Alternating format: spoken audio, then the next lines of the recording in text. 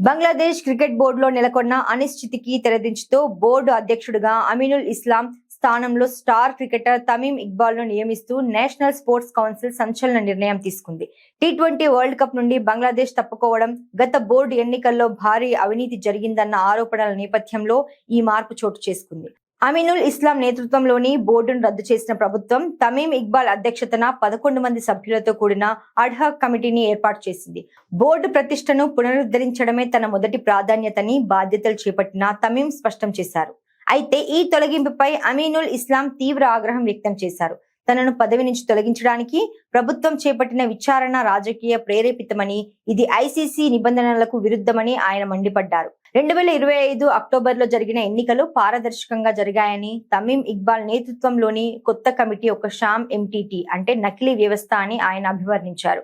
రాజకీయ ఆశయాలున్న కొందరు మాజీ ఆటగాళ్లు బోర్డును అస్థిరపరిచేందుకు ఎన్నికల ఫిక్సింగ్ అనే అవాస్తవాలను ప్రచారం చేస్తున్నారని మండిపడ్డారు.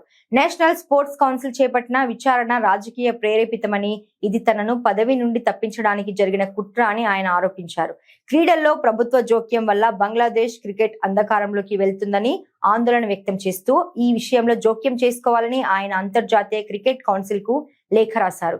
ఈ పరిణామాలతో బంగ్లాదేశ్ క్రికెట్ పాలనలో తీవ్ర ఉత్కంఠం నెలకొంది.